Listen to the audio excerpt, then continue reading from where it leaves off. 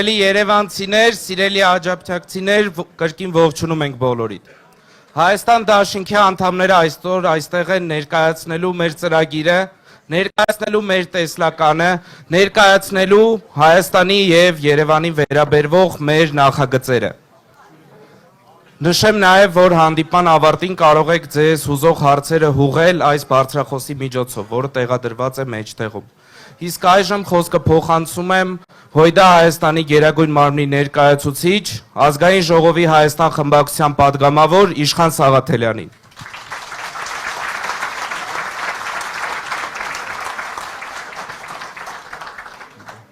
Աչափնյակի սիրելի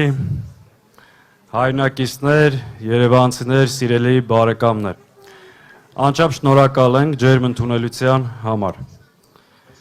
Տեսեք, ընտրարշավը սկսված է արդեն 7-րդ օրն է։ Հայաստանի քաղաքական ուժերը հանդիպում են մեր ժողովրդին, ներկայացնում են իրենց ծրագրերը, իրենց դիրքորոշումները, իրենց պատկերացումները երկիրը ստեղծված իրավիճակից դուրս բերելու համար։ Բայց գործող իշխանությունը, գլխավոր հոգեկան հիվանդը, ընտրարշավի փոխարեն նոպաները սկսվել է եւ հայախառն ելույթներ, մարդկանց ընտանիքներին թիրախավորել, համատարած հիստերիա։ Հիմա հարց, ինչի է կրկին ընկել հիստերիայի մեջ, որն այս ամեն ինչի պատճառը։ Պատճառը հետեւյալն է։ Դուք տեսնում եք Երևանում ընտրարշավի մեջ է ամեն ծառի եւ թփի տակ որևէ Հայաստանի Հանրապետության քաղաքացի, եթե հասանելիություն ունենում է իրեն մոտենալու, հանդիպելով փոխանցում է հետեւյալը, որ դու հայրենիք հանձնած, Արցախ ծախած 5000 մարդու զոհվելու պատճառ դարձած մեկն ես եւ վերարտադրվում ես, որ ինչ անես, հիմա ինչը հանձնես։ Եվ ես ողջունում եմ բոլոր այդ քաղաքացիներին եւ դա պետքա շարունակվի ու իրեն ամեն պատի տակ պետք է հիշեցնել, որ ինքը դավաճանա, վերարտադրվում է, որ կատարի Ալիևի արչև ստազնած իր նոր խոստումները։ Դուք ստեղ գալուց առաջ տեսակ ժողովուրդ։ Այսօր Չարիքը Աչափնյակի տարածքում էր եւ ամեն մի խաչմերուկում ոստիկանություն էր կանգնած։ Ամեն մի պատի տակ, ծառի տակ շարված են։ Այդ անընդհատ որ խոսում է ժողովրդավարությունից, այդքան զորքերով փորձում է ամեն ինչ անել, որ իրեն հասանելիություն ունենան միայն իր կողմնակիցները, միևնույնն է չի ստացվում եւ շարունակ պետք է հիշեցվել։ Այս մարդու հիստերիայի պատճառը դա է, ինքը հասկանում է, որ իշխանությունը կորցնելու է, հետեւաբար շատ ըմբռնումով մոտեցեք։ Մենք չենք հայոյելու։ Աշխարհի բոլոր հայոյանքները իրեն իր արածի դիմաց բավարար չեն։ Մենք չենք թույլ տալու, որպեսզի ինքը շեղվի օրակարգից։ Ինքը պետքա պատասխանի երկու հարցի։ Անընդհատ այդ հարցը Հայաստանի Հանրապետության այն քաղաքացիներ, ովքեր տեսնում են, պետքա տան։ Այդ հարցը հետևյալն է, առաջինը։ Ինքը կարող է հայտարարել, որ Հայաստանի Հանրապետությունից որևէ մետր այսօրվա Հայաստանի իշխանության տակ գտնվող փաստացի տարածքից որևէ մետր չի պատրաստում առաջիկայում հանձնել։ Այս մեկ չի կարա, որովհետև Ալիևի արչև ստանձնել է պարտավորություն։ Եվ երկրորդ, այն քարտեզը, որ փակցրել է կրծքին, գոռում է իրական Հայաստան, կարող է ասել, որ այդ իրական Հայաստան տարածքից Ադրբեջանը 200 կիլոմետր քառակուսուց ավել տարածք է օկուպացրել եւ Ադրբեջանի զորքերը դուրս պետք է գան Հայաստանից։ Չի կարա ասել, ամեն օր էս հիշացնելու ենք, որ Հայաստանի Հանրապետության քաղաքացիները իմանան, ինքը ինչի է ուզում վերարտադրվել ու վերարտադրվում է, որ ինչ անի։ Այսօր Ժորժ ջան, կրկին հիշել է մարտի 1-ը։ 8 տարի է ու դրանից առաջ եւս 10 տարի անընդհատ մարտի 1 եկավ իշխանությանը։ 8 տարի է իշխանությանը, մի քանի անգամ ասել է գործը բացահայտված է, всё ամեն ինչ որոշված է ու որևէ արդյունք չկա։ Գիտեք ինչի։ Որովհետև ամեն անգամ, երբ որ քննությունը շարունակվում է, դուրս են գալիս իրենց հետքի վրա։ Դրա համար էլ առաջընթաց չկա, այդ սադրիչն ու կազմակերպիչը ինքն է եղել։ Այսօր հայտարարում է, որ Ռոբերտ Քոչարյանը պետքա նստի։ Ռոբերտ Քոչարյանը մի հատ իր ապօրինի որոշման արդյունքում նստել է։ Հիմա իր հերթն է։ ու ինքը նստելու է շատ երկար օրենքի ամբողջ ուժով, որովհետև ինքը դավաճանել է ժողովրդին, հայրենիքը հանձնել ու 5000 մարդու գլուխ է կերել։ Այո, մենք ամբողջ պատասխանատվության ասում ենք, որ ինքը դրա համար պատասխան է տալու։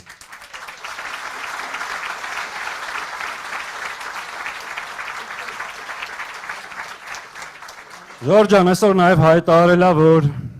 Դավիթ Իշխանյանը դաշնակցական գտնվում է Բաքվի բանտում եւ որևէ առաջընթաց չկա այդ ուղղությամբ, որովհետեւ ադրբեջանցիները մտածում են, եթե իրան բաց թողեն, մի հոգի էլ ավելանալու Հայաստանում վաղը միսօր իրենց վրա հարձակվելու համար։ Սա հերթական ինքնախոստովանական ցուցմունքն է, որ Բաքվում գտնվող գերիների հարցում ինքը անմիջական մեղսակցություն ունի։ Դա Ալիև Նիկոլ Փաշինյան պայմանավորվածության արդյունքում է, որ այսօր Արցախի ռազմաքաղաքական ղեկավարությունը գտնվում է Բաքվի բանտում։ Այսօր ինքը հրապարակային այդ ինքնախոստովանությունը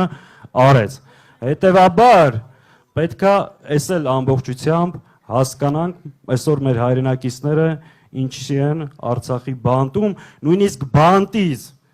մի քանի օր առաջ Դավիթ Իշխանյանը կոչ արեց, ասաց Ժորժ ջան, մի վախեցեք, կամ դրսևորեք եւ պայքարեք ձեր իրավունքների համար։ Եթե Բաքվի բանտից հայ ժողովրդին նման կոչ են անում ժողովուրդ, ուրեմն մեր պայքարին նոր թափ պետք է տանք եւ այս պարտությունների, զիջումների, կորուստների շղթան միասնաբար կտրենք։ Համաձայն եք։ Միասին Ամսի 7-ին համար 17-ին։ Շնորհակալ եմ։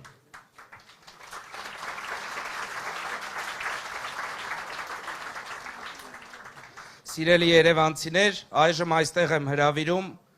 Հայաստան Դաշինքի падգամավորի տեխնացու Բորիս Մուրազի։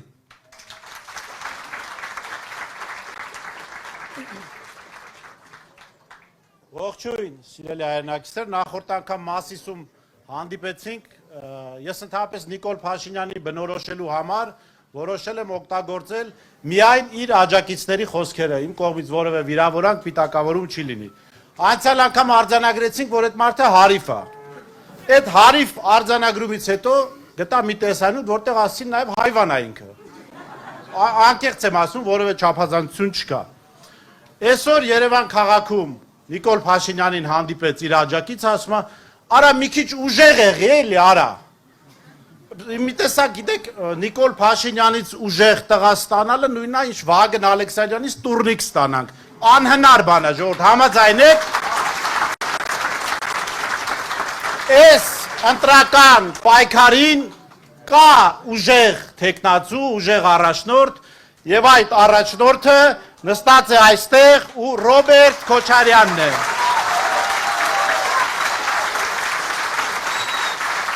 Եթե իրականում մեր հայրենակիցները փնտրում են ուժեղ առաջնորդ, ապա բնական է, որ պիտի ընտրեն Հայաստան Դաշինքին, ընտրեն համար 17-ին։ Քիչ առաջ նաև մի միջադեպ արձանագրվեց, որը ցույց է տալիս քաղաքացիական պայմանագրի վերնախավի բարոյական նկարագիրը եւ սա կարեւոր է արձանագրել։ Քաղաքացին, որը հանդիմանում է իրենց հողեր հանձնելու մեջ, այդ քաղաքացուն արձագանքելով ասում են հաջորդը մորդ է հանձնելու։ Սրիկաները հայ կնոջը, հայաստանցի կնոջը,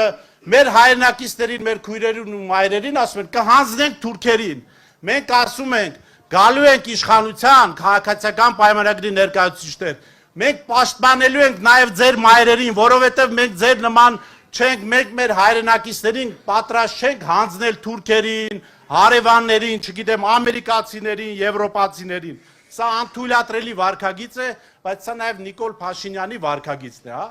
Մարդկանց սպառնալ, որ այ որ ինձ չընտրեք, կհանձնեմ Թուրքին։ Այսպես հնարավոր չէ շարունակել, որովհետև մենք արժանապատիվ ժողովուրդ ենք, իսկ արժանապատիվ ժողովրդի մեջ չի կարող տղամարդը կամ ոչ տղամարդը որևէ մեկը դիմացինի մոր մասին խոսելիս ասել հաջորդը քո մորը կհանձնենք Թուրքին։ Սա առնվազն անբարոյականի վարքագիծ է, ընկեր իշխանը ասեց չհայոյենք, դուք պատկերացրեք ես հայոյեցի, դրա համար Այո, դուք կարող եք այո։ Հիմա գանք նրան, որ տեսեք, այս մարդը, այս դավաճանը, այս թուրքերի կոշիկ լիզողը, հարիվ հայվանը մեզ առաջարկում է բանավեճի մեջ մտնել թոշակների բարձրացման հարցի շուրջ, չգիտեմ, հիմա արդեն որոշեցին, որ անասնագլխաքանակի համար 15,000 գումար են տալու, այսինքն ընտրակաշարքի տարբեր բաներ են առաջարկում։ Գիտեք, ես վստահ եմ, եթե մենք ծրագրային բանավեճի մեջ մտնենք, միանշանակ հաղթող ենք դուրս գալու։ Եվ պարոն Քոչարյանի կառավարման տարիների վերաբերյալ եւ հիմա նոր առաջարկների վերաբերյալ,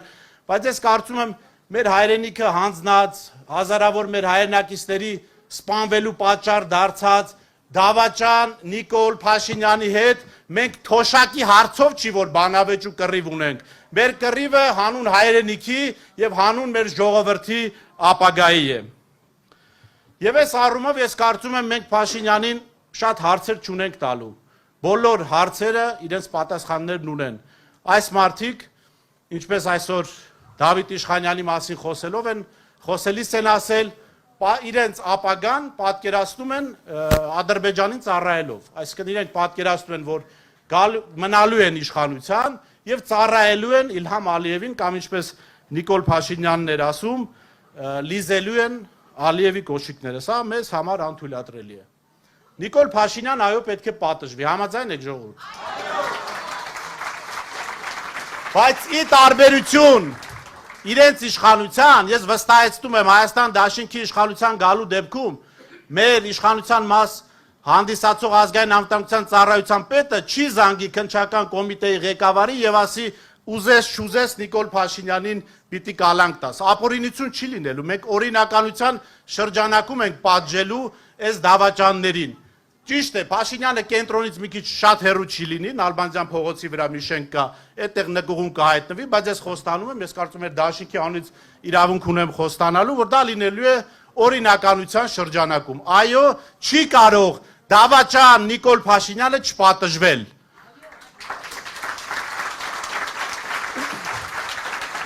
Բայց սա չի նշանակում նաև, որ մենք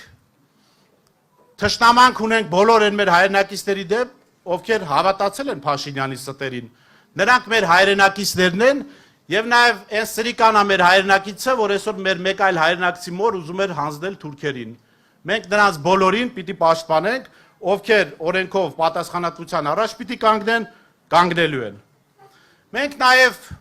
կարծում եմ որպես ընդդիմադիր ուժ այլ ուժերի նման Նիկոլ Փաշինյանին աշխատանք չեն կարող խոստանալ։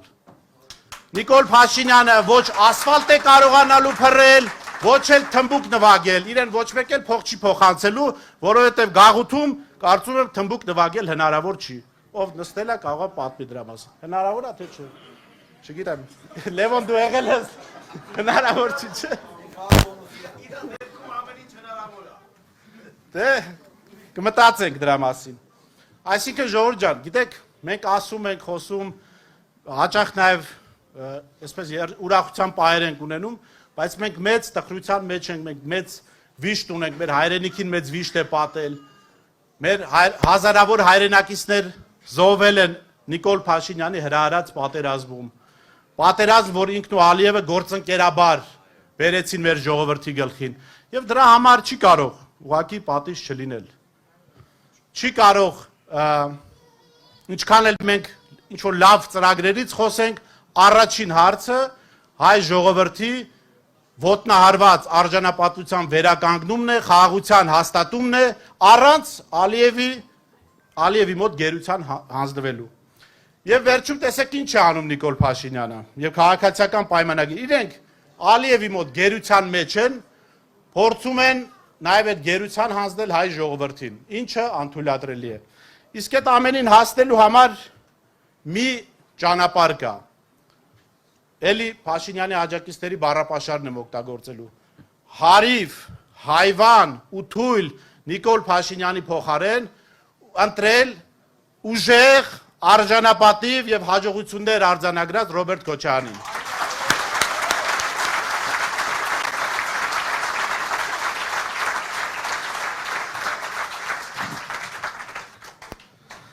Այժմ խոսքը տրվում է Հայաստան Դաշինքի падգամավորի թեկնածու աջափնյակցի Գոր Սարգսյանին։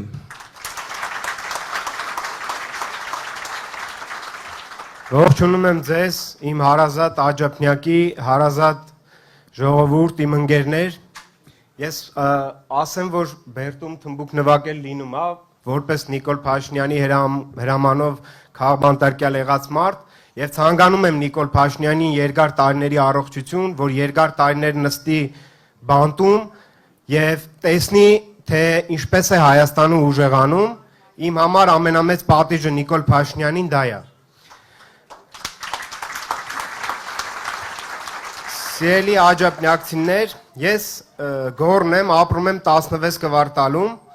Ես 18 թվականից դեմ եմ եղել այս իշխանություններին, դեմ եմ եղել նախ այն շարժմանը, որը որ իրականացրեցին, հակաղարաբաղյան շարժմանը, որ իրականացրեցին, եւ ես զգում եի եւ ցավոք սրտի ճիշտ դուրս եկա, որ այս մարտիկ չարիք են մեր ժողովրդի համար, չարիք են Արցախի համար։ Եվ չեմ ուզում շատ մինչև 21 թիվը դեպքերին անդրադառնամ, 21 թվին եղավ ընտրություններ։ Ինչ էր ասում Նիկոլ Փաշինյանը։ Հիշում եք մուրճը ձեռքին, ֆռում էր էլի փողոցներով եւ խոստանում էր խաղաղություն։ Մեզ ընդդիմադիր ուժերին պիտակավորում էր, ասում էր նրանք պատերազմ բերող են, ես խաղաղություն եմ բերում։ Ինչ եղավ այս ընթացքում, այս 5 տարիների ընթացքում։ Ադրբեջանը հարձակվեց Հայաստանի ինքնիշխան տարածքի վրա, այն տարածքի վրա, որ այսօր քարտեզը ձեռքը սարքել են բուկլետ եւ ֆռում են, այդ տարածքի վրա հարձակվեց, մոտ Երևանի չափ տարածք գրավեց եւ կարող եք ուսումնասիրել եւ տեսնեք, շատ մեծ ամրաշինական աշխատանքներ են կատարել եւ բացարձակ միտք չունեն այդ տարածքներից դուրս գալու։ Ինչ եղավ դրանից հետո։ Արցախը հայաթափվեց եւ այսօր Արցախը դա պատմական փաստ է։ Նիկոլ Փաշինյանը միակ Հայաստանի հայ ժողովրդի ղեկավարներից մեկն է, միակն է, որի օրոք Արցախում այսօր մեկ հայ չի ապրում։ Դա պատմական փաստ է, դրանից չի կարող փախնել Նիկոլ Փաշինյանը։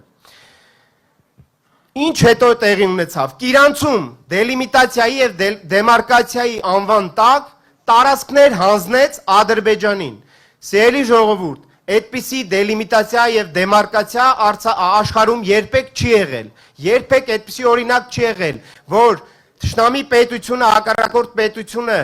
գրավի քո ինքնիշխան տարածքից, դրանից ամիսներ հետո մի քանի կիլոմետրեր այն կողմի վրա դելիմիտացիա տեղի ունենա եւ միակողմանի զիջում լինի։ Դա հանձնում էր Կիրանցում Նիկոլ Փաշինյանը տարածքները հանձնել Ադրբեջանին։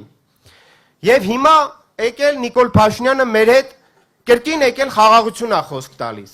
Արցախը հայաթափեց եւ ինչ է ասում, եթե լսեք, ասում է մի կերպ հազիվ էս 5 տարվա ընթացքում հասանք խաղաղության։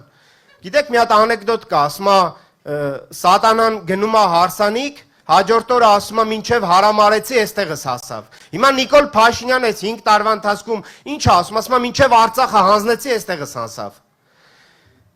Այս 5 տարիների ընթացքում Նիկոլ Փաշինյանը գալիս է Հայաստանը թրքացնելու, սիրելի աջափնյակցիներ, եւ մեզ, որ ամենալավը գիտենք խաղաղության գինը, ամենալավը գիտենք պատերազմը ինչ է, ոչ մի ԿՊ-ական, սիրելի հայրենակիցներ, իր նեխած ընկերոջ դիակը ռազմադաշտից քաշ չի տվել։ Իրանք չգիտեն խաղաղության գինը, մենք գիտենք խաղաղության գինը, մենք գիտենք պատերազմի գինը։ Բայց մենք դրանով հանդերձ չենք վախեցնում մեր ժողովրդին պատերազմով, չենք ասում, որ տեսեք, գիտեք ինչ պատերազմ կլինի։ Մենք ասում ենք, որ բերելու ենք արժանապատիվ խաղաղություն, մեր բանակը հզորացնելով եւ ռազմավարական գործընկերներ, միջազգային գործընկերներ ունենալով, որոնք որ ապահովելու են խաղաղություն։ Դրա լավագույն օրինակը շատ հետ չեմ գնա 90-ականները, պարոն նախագահն ինձանից վստահաբար ավելի լավ կասի, թե ինչ պայմաններում ուր ենք հասել, բայց ապրիլյան պատերազմն էր, երբ մեր բանակը դիմակայեց եւ մեր միջազգային գործընկերների միջոցով 4 օրվա ընթացքում պատերազմը կանգնեց։ Սիրելի աջափնյակցիներ, այս մարդիկ չարիք են մեր համար, այս մարդիկ չեն, որ Հայաստանը թրքացնելու են։ Եվ Վերջում նկարագրելով այս մարդկանց մի օրինակ եմ ուզում բերեմ, որ մեր աջակցիները լավագույնս ամեն օր առնչվում են դրային։ Այս փողոցից մի քիչ վերև սերվիզի խաչմերուկն է, գիտեք բոլորը։ Հենց հիմա իջնենք, այստեղ սարսափելի խցանում է, սարսափելի ու 4 կողմից է խցանում։ Այս խցանման պատճառը գիտեք ինչն է։ Այդ կալցևոնը, որ այս իշխանությունները սարքել են, դա լավագույն անգրագիտության օրինակն է։ Այդտեղ կամ պետքա էստակադա լիներ, կամ պետքա մնար այնպես, ինչպես որ կար ժամանակին։ Ամեն անգամ երբ այդտեղով ես անցնում եմ, վստահ եմ բոլորը ահավոր հայոյում եմ այդ նախագիծը անողին, անկեղծ եմ ասում, եւ ուղղակի այս մարդկանց դեմքն է էսի։ Ես միշտ ասել եմ, այս կալցևոն, այս իշխանությունների դեմքն է, իրանց ապաշնորհությունն է, բնութագրում է, թե այս մարդիկ ինչ ձևով չեն կարա երկիր ղեկավարեն։ Սիրելի աջակցիներ, այս տեսակ ծրագրեր մեր ժամանակ չի լինելու։ Այս փոխվելու է եւ մեծ նախագծեր է լինելու Հայաստանում եւ այս խցանումները, որ ամեն օր ցանկացած ժամի մենք առնչվում ենք դրա հետ, այդ խցանումներին լուծում է տրվելու։ Սիրելի երևանցիներ, աշխարհում միակ երկիրը չենք, որ այսքան մեքենաներ կա եւ մայրաքաղաք կա, բայց լուծումներ կան։ Այս մարդիկ չեն կարողանում, անվտանգությունից մինչև տնտեսություն չեն կարողանում։ Իսկ այս բոլոր հարցերին լուծում տալու համար պետք է լինի մի թիմ, որ գիտակցում է ինչ է անվտանգությունը, գիտակցում է ինչ է խաղաղությունը, գիտակցում է պատերազմի ժամանակ ինչպես պաշտպանվել եւ ինչպես կազմակերպել ժողովրդին։ Դրա համար մենք պետք է ընտրենք Հայաստան դաշինքին, ամսի 7-ին միասին կարող ենք, սիրելի աջակցիներ,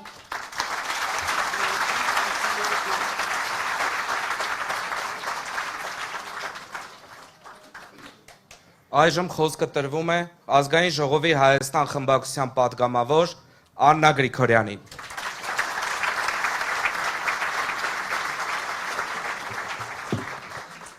Բարև ձեզ Աջափնյակ համայնքի սիրելի հայրենակիցներ, երկար սպասել ենք ձեզ հետ այս հանդիպման համար եւ շատ ուրախ եմ ձեզ բոլորիդ այսօր ողջունել։ Վերջին անցնող տարիներին Աջափնյակ բառը կարծում եմ ամենաշատը, ամենահաճախը օգտագործվել է Աջափնյակ մետրո կայարան համատեքստում։ Տիգրան Ավենյան, վերջը ուր է մեր մետրոյի կայարանը։ Աջափնյակ համայնքի բնակիչները ամեն օր այդ հարցադրումը հավանաբար հնչեցնում են։ Բայց, սիրելի հայրենակիցներ, դուք օրինակ գիտեք, որ 1.8 միլիարդ դրամ ծախսվել է միայն նախագծի եւ ծավալաթերթի վրա։ Այսինքն կայարանը չկա, բայց 1.8 միլիարդ դրամ տրվել է նախագծի եւ ծավալաթերթի վրա։ Այսինքն քրեական գործ էլ կա հարուցված, կայարանը չկա, քրեական գործը կա, միլիարդները վատնված են, իսկ այդ միլիարդները հաստատ իրանց գրպանում չեն եղել, մեր բոլորի վճարած հարկերի արդյունքում է եղել։ Հիմա այն մարդիկ, ովքեր մեծ խոսում են խաղաղության խաչմերուկի, տրիպի, չգիտեմ ինչ մեծ պրոյեկտների մասին, մի կայարան 8 տարում չկարողացան կառուցել։ Այս տիպի իշխանության մասին ենք մենք հիմա խոսում։ Ճիշտ այնպես, ինչպես ակադեմիական քաղաքը, հավանաբար լսած կլինեք։ Մետրոյի, կայարանն Աջափնյակի եւ ակադեմիական քաղաքները կարելի է քույր քաղաքներ որակել։ Իսկ դուք գիտեք, որ օրինակ այդ նույն ակադեմիական քաղաքի մասով, քաղաքը չկա, ուզում եմ դա հիշեցնել, 159 միլիոն դրամ գումար տրամադրվել է իրազեկման աշխատանքների համար։ Մարդկանց իրազեկել են, որ պետք է նման քաղաք կառուցվի։ Հետո էլ զարմանում ենք, թե 8 միլիարդը ոնց է կուտակվել, 8 միլիարդը 8 տարում ոնց է ավելացել մեր պետական պարտքը։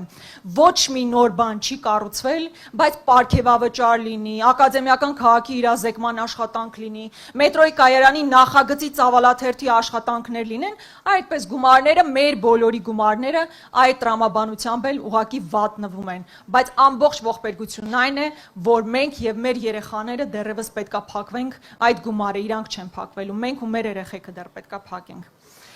Բայց սրանք երևի այս իշխանությունների կատարած ամենափոքր հանցանքներն են։ Ցանկացած իշխանություն գնահատվում է իր արդյունքներով։ Իսկ արդյունքները հետևյալն են։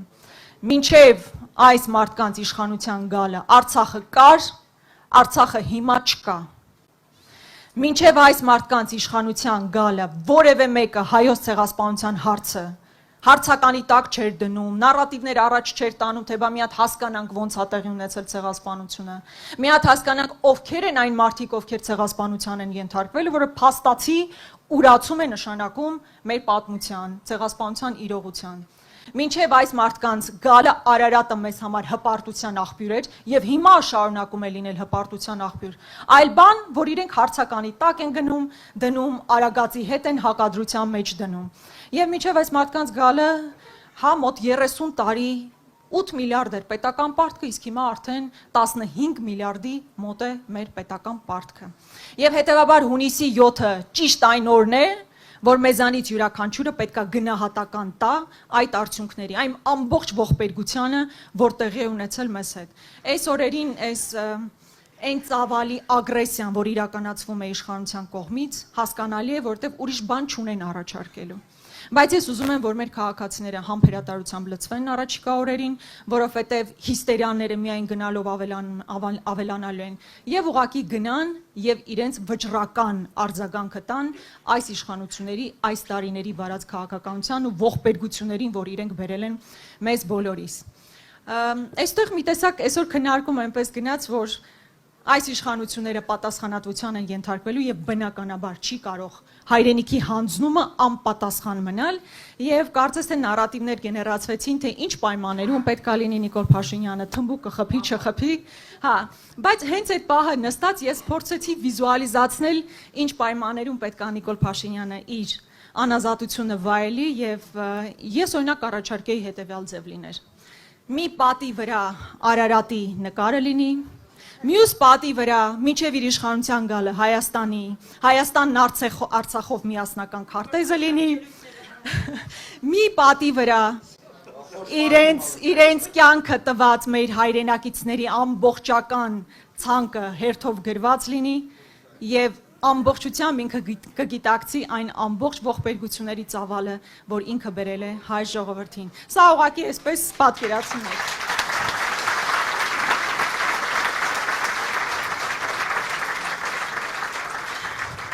Այստեղ իրականում էլ ավելացնելու բան չունեմ, զգում եմ, որ բավականին շոքել է։ Ուղղակի ուզում եմ ձեզ բոլորին խնդրել, հնարավորինս շատ խոսել ձեր ընկերների հետ, հարազատների հետ, հարևանների հետ, ասել, որ իսկապես ճակատագրական բնույթի ընտրություններ են եւ այստեղ որոշվում է, թե ինչպիսի դասագրքեր են գրվելու վաղը, որ վերջ տանք այս ուրացման քաղաքականությանը, ինչքան կարևոր է մեր անցյալի արժեքները պահելը, ամուր կանգնելը մեր ոտքի վրա եւ ապագան վստահ, անվտանգ, կայուն եւ մրցունակ պետություն կառուցելը։ Շնորհակալ եմ։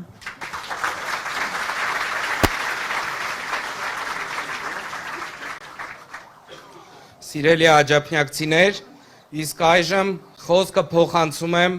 Արցախի Հանրապետության առաջին եւ Հայաստանի Հանրապետության երկրորդ նախագահ Հայաստան Դաշինքի առաջնորդ Ռոբերտ Քոչարյանին։ Շնորհակալություն։ Շնորհակալություն։ Շնորհակալություն։ Ընտրում եմ նստեք։ Շնորհակալություն։ Շնորհակալություն։ Աննա, ես չի մտածում, թե այդքան դաժան ես։ Հասկանում, նայեք, այս սիրուն դեմքի հետևում շատ դաժան ազնվորություն ես։ Մենք միացել ենք կոնվենցիային եւ չենք կարող խոշտանգման ենթարկել Նիկոլ Փաշինյանին, որտեղ դա վատագույն սցենարը կլինի։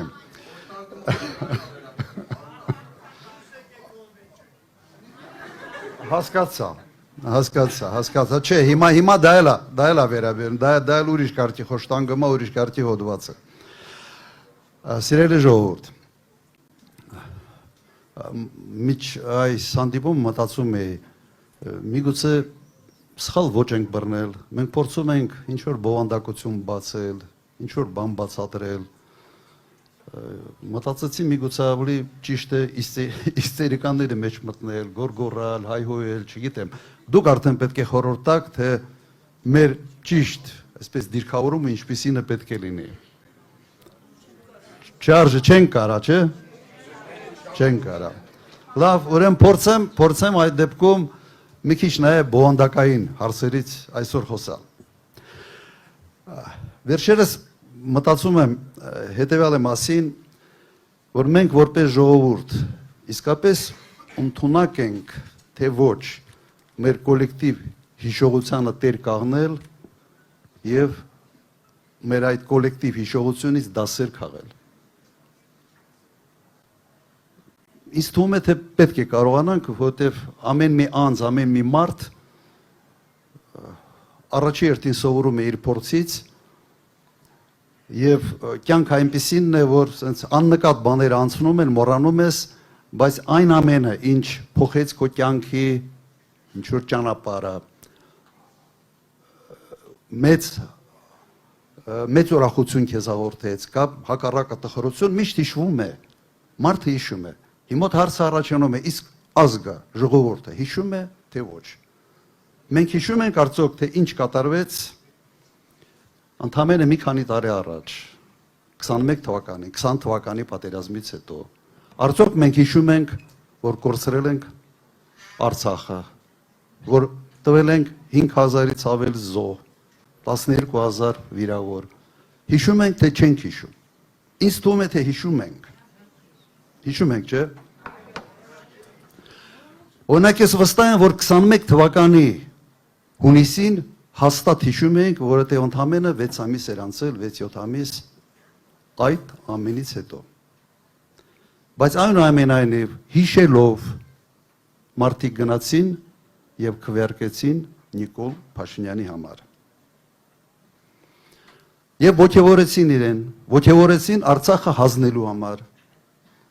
ոգևորեցին հաջորդ քայլերի համար։ Հիմա սա կոլեկտիվ հիշողության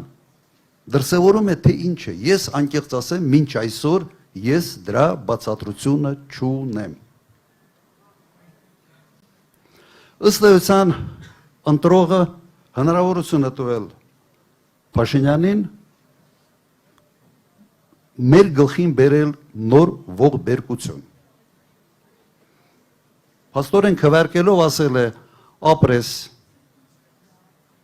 մենք պատրաստ ենք զրկանքների, շարունակիր։ Ըստ էության սա կատարվեց։ Իշխանությունը ընտրությունների ճանապարհով մանդատ է ստանում մեկ նպատակով, չէ՞։ Տալիս է խոստումներ եւ մանդատը այդ խոստումները կյանքի կոչելու համար է։ Ուրիշ նպատակ չկա, ընտրությունների ամբողջ իմաստն է դա։ Այսօրվա իշխանությունը այդ մանդատի վերաբերյալ ունի յուրահատուկ վերաբերմունք։ Ինքը չի կապում մանդատը տված խոստումների հետ։ Նիկոլ Փաշինյանը ստացել է մանդատ ոչ թե ժողովրդին տված խոստումները կատարելու համար, այլ ժողովրդի մանդատը ստացել է Ալիևին տված խոստումների համար։ Փաստորեն սա է։ Ուրիշ բացատրություն այս ամենը ուղղակի չունի։ Գիտեք, մի դրում են, որ իծն է, ուղղակի տեսակ է, եւ այդ տեսակը այսօր առաջնորդում է Հայաստանի Հանրապետությունը։ Հայտարարություն է։ Հիմա ինչ անել է այս ամեն ինչի հետ։ Երևի գիտեք։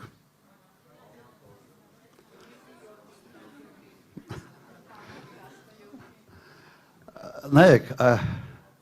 լկտիությունը հասել է, այդ կոչը հետո անելու է։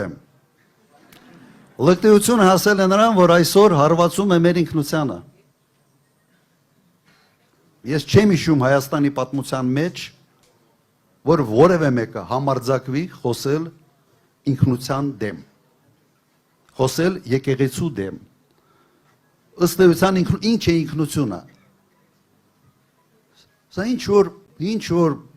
բաներ է, որոնց շնորհիվ սենց համակցված այդ ամենը մեզ հայ է դարձնում, որ մենք ասում ենք մենք հայ ենք, որովհետև պատկանում ենք հայ առաքելական եկեղեցու, որովհետև ծնվել ենք այստեղ, ապրում ենք այստեղ, Արարատն ենք տեսնում եւ այլ եւ այլ։ Հիմա սա է ինքնությունը։ Հիմա այ համբալ, ինչ ունես դրա հետ։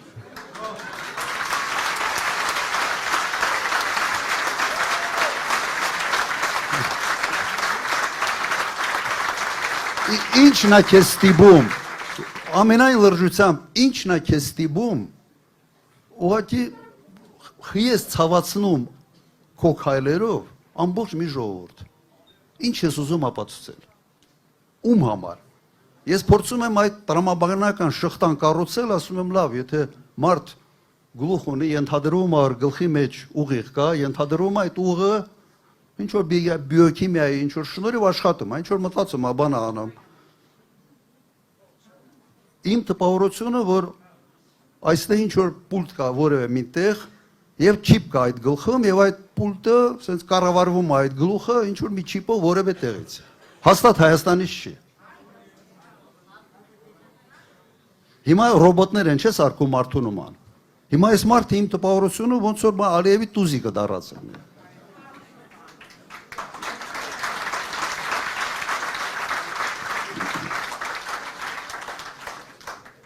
Ուրեմն ինչ պիտի անենք մենք։ 7-ին համար 17-ին։ Ճիշտ է։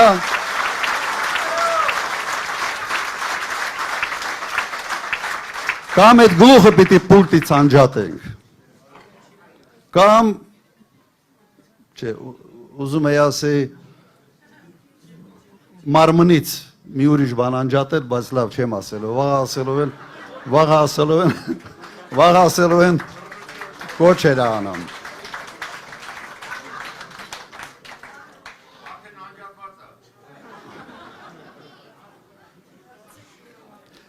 Մի բան իմ համար հասկանալի է։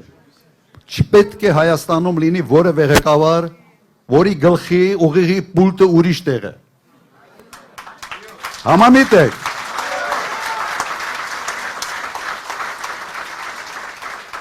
Փորձեմ անդրադառնամ եւս երկու հարցերի, մեկը շատ են խոսում sense Եվրոմիության անդամակցության մասին, առիթից օգտվելով վերջերս դրա մասին քիչ են խոսում, փորձեմ ուղղակի մեր տեսակետը նաեւ դաշինքի տեսակետը հայտնել եւ հետո մի քիչ խոսամ Երևանի հարցերի մասին։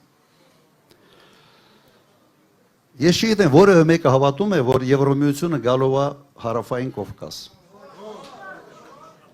Դեմ շատ լավ կլինի որ գար։ Իրականում շատ լավ կլինի որ գար,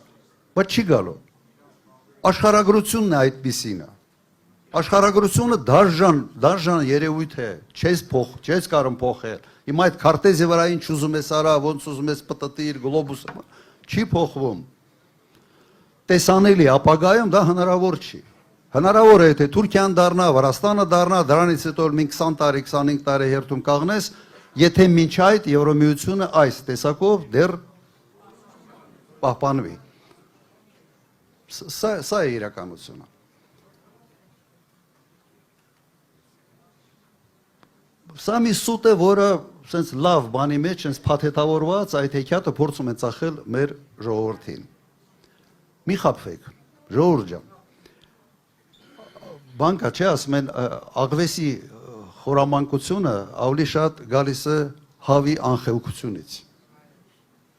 Հիմա գոնե այդ բանաձևը մենք ուղղակի ընդունենք եւ հասկանանք։ Սա մի բան է, որով մեզ փորձում են կերակրել, բայց որը հեռանկար ուղղակի չունի։ Բայց ինչ հեռանկար մենք ունենք։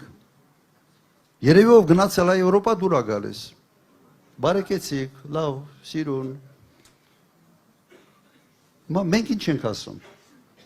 Մենք ասում ենք դարձրիր Հայաստանը եվրոպական երկիր։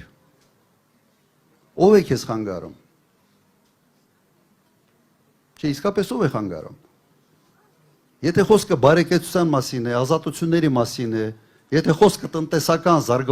զարգացվածության մասին է, սարքենք։ Եվրոպայի երկու ամենից հարուստ երկրները Եվրոմիության անդամ չեն, Շվեյցարիա, Նորվեգիա։ Ամենից հարուստ երկրներն են, Եվրոմիության անդամ չեն։ Երբ ուզեն անդամակցեն, այս սենց են անելու 6 ամսում անդամակցելու են, որովհետև ավելի լավ վիճակում են բոլոր այդ արժեքային համակարգով տնտեսությունով, քան մյուսները։ Շատ ավելի բարձր են, քան Էստոնիա, Լատվիա, քան Բուլղարիա, Ռումինիա եւ այլ, նույնիսկ Գերմանիայից ավելի առաջ են։ Հիմա մենք ասում ենք Եվրոպան բերենք այստեղ։ Բարեփոխենք մեր երկիրը։ Արժեքային համակարգը բերենք եւ սարքենք այն երկիրը, որը երբ ուզի անդամակցի։ Բայց այսօր մի արեք քայլեր, որոնք մեր գլխին խնդրեմ են բերելու։ Փորձադաշ չենք։ Հարավային Կովկասը այլ ռեգիոն է։ Հարավում Իրան, հյուսիսում Ռուսաստան եւ այս աշխարհակահաղական լարված իրավիճակում սեփական ժողովրդի գլխին երրորդ անգամ փորձանք մի բերեք։ Համաձայն եք։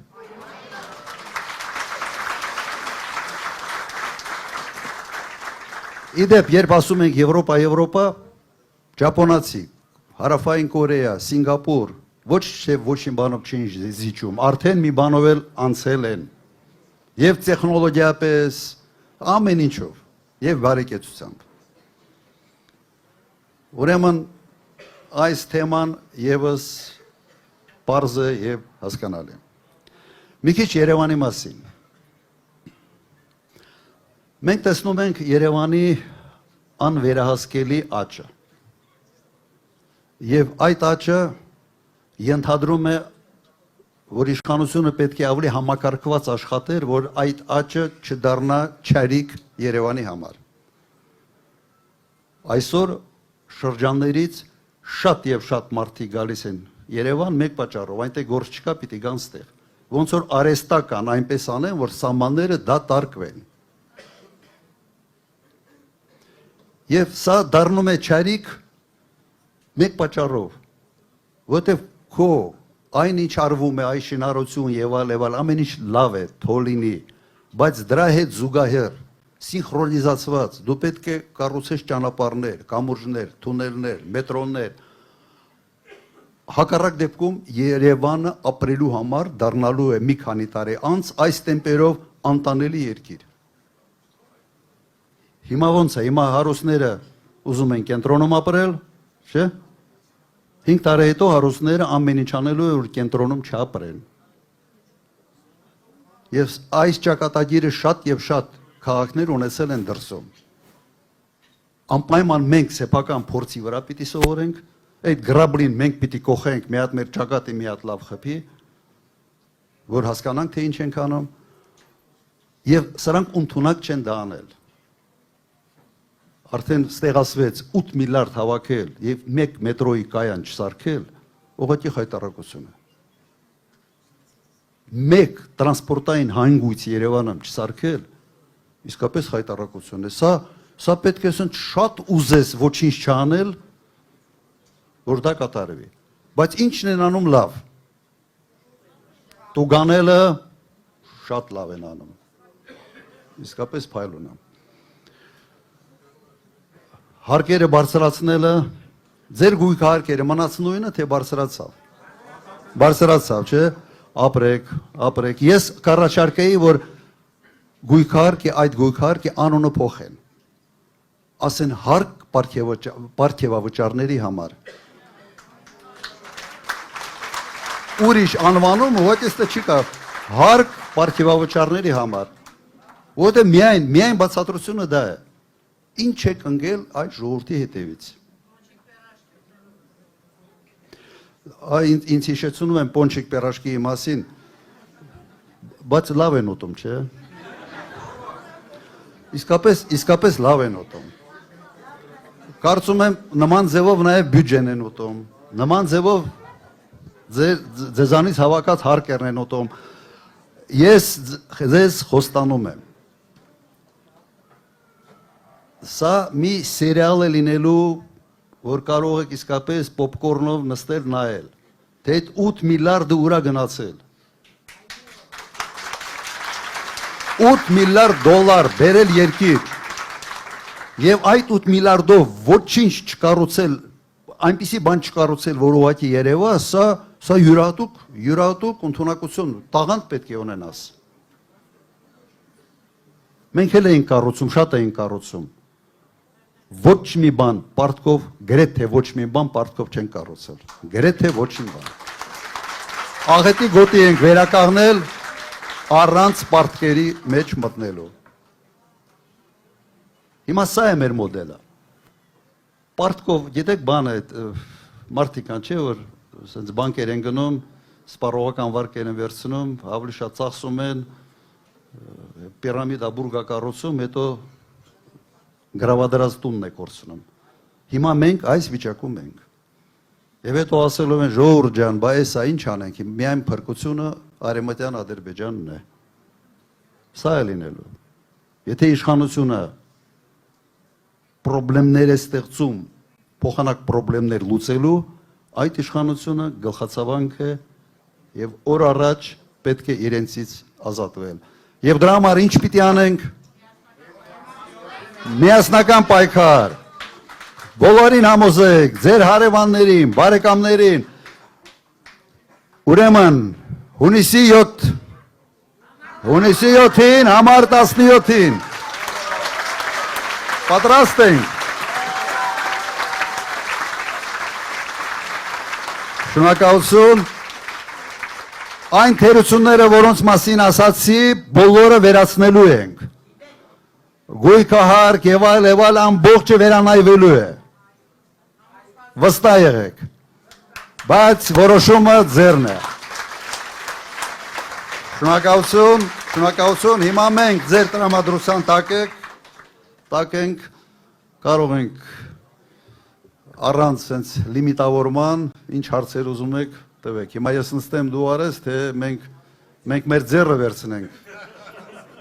այս բանի ամբիոնի իշխանությունը։ Մենք կանենք։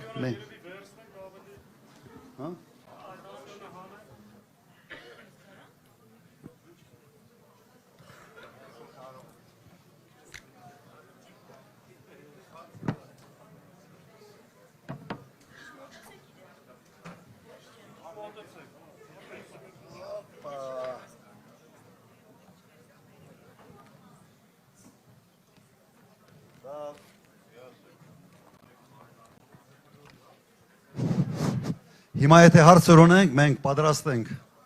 ավելի ինտերակտիվ հանդիպման, եթե նկատել եք, երևի ենթադրում եմ, որ նկատել եք, որ միայն մենք ենք այս կարգի հանդիպումներ կազմակերպում, որտեղ համարում ենք, որ մեր քաղաքացիների ձայնը մենք նաև պետք է լսենք, պետք է հասկանանք, թե ավելի շատ ինչ հարցեր է իրենց ուզում, եւ ընթացքում դա մեզ օգնում է նաև ճիշտ կողմնորոշվել եւ ապագա ծրագրերի վերաբերյալ որոշակի շտկումներ մտցնել։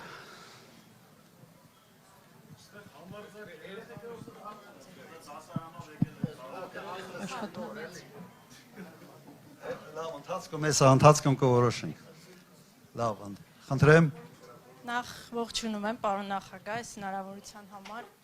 Վաղուց եմ այս հարցը ուզել տալ, ավելի շատ հարցից հարցեատերը դուք չեք, բայց ստիպված եմ ձեզ տալ։ Բոլորս խոսում ենք, այսօր դուք ավելի ճիշտ բնորոշեցիք այս համբալին ոնց բերեցին իշխանության։ Բայց ոչ մեկ չի խոսում, թե Արցախում նմանատիպ մի համբալի ոնց բերեցին իշխանության, որը տեսանք ինչ հետևանքներ ունեցավ։ Այդ ժամանակ իշխանություն չուներ Արայիկ Հարությունյանը։ Դուք երբևէ այդ հարցը տվել եք Բակո Սահակյանին, ինչի ամեն ինչ արեց, որպեսզի իշխանություն վերցնի Արայիկ Հարությունյանը եւ ոչ ազգային ինչ-որ մի թև։ Ես իմանալով ձեր հարաբերությունները լավ նրան։ Շատ կներեք, սա ուղղակի մի հարց է, որին ես ոչ չեմ կարող պատասխանել մեկ պատճառով։ Մարդիկ այսօր բանտում նստած են։ Ես իրականում այդ ընտրությունների արդյունքում չշնորհավորեցի, նույնիսկ բանտում էի նստած այն ժամանակ, եթե չեմ սխալվում, բայց չեմ կարող այսօր ուղղակի այդ թեմայի վերաբերյալ ասել այն ինչ մտածում եմ։ Չէ, հարցրել եք, ինձ դա հետաքրքիր։ Ժամանակին, այո, իհարկե հարցրել եմ։ Ես կասկածել չունեի, որ հարցրել եք, պերսի։ Իհարկե հարցրել եմ։ Եթե այն ժամանակ 21 թվականի բանի Ֆրանսիայի հրապարակում մեր ցույցերին Ղարաբաղ ուղղակի հավատային մեզ, միգուցե այս պատմության ընթացքը մի քիչ ուրիշ ձևի կլիներ։ Իդեպ ես օգտագործեցի համբալ բառը մեկ բանով, քանի որ մենք իրենց բառապաշարն ենք սկսել օգտագործել։ Եթե հիշում ենք մի հայտնի քպականի հայր է, որ ասեց օպել քշող համբալներ։ Մենք օգտագործում ենք այդ բառապաշարը, որը, ասպես ասենք, ընդունված է ԿՊԱ-ական շրջանակներում, ընտանեկան շրջանակներում։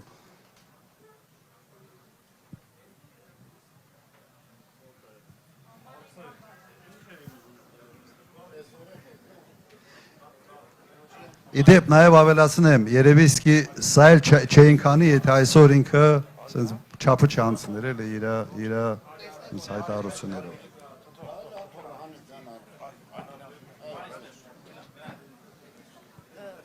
Բարև ձեզ, պարոն նախագահ, ես Ռուբենն եմ, սովորում եմ Երևանի համար 188 հիմնական դպրոցում 7-րդ դասան եմ եւ հուսով եմ դուք եք լսել, որ մեր կրթական համակարգը շատ վատ վիճակում է, դասագրքերից հանում են Մեսրոպ Մաշտոցի լուսանկարը, 7-րդ դասանի պատմության, հայոց պատմության դասագիրքը ուղղակի խայտառակ վիճակում է, հանում են մեր պատմական հայրենիքը, մեր Արցախը, ինչպես եք տեսնում դուք այս խնդրի լուծումը։ Հիմա այս երեխան այդքանը հասկանում, այ մեծերը չեն հասկանում։ Հաստատ լավ ես սովորում։ Լավ ես սովորում, գերազանցիկ ես ասում։ Միանգամից երևաց։ Մեր օղակին նախընտրական ծրագրում հենց դա կա։ Ամբողջ այդ փոփոխությունները վերանայվելու են եւ շատ արագ։ Նայեք։ Սա եւս, ես իմ ելույթում ասացի, սա եւս ասենց վառ օրինակ է պայքարի ինքնության դեմ։ Ուրիշ բացատրություն այստեղ չկա։ Ուղղակի մտածում եմ, թե սա մի մեծ ծրագրի մաս է, թե ուղղակի ավելորդ էնտուզիազմ է դուր գալու համար այս պուլտը պահողներին։ Փոխելու ենք։ Բալի։ Շատ շնորհակալություն։ Ես էլ շարունակի լավ սովորել։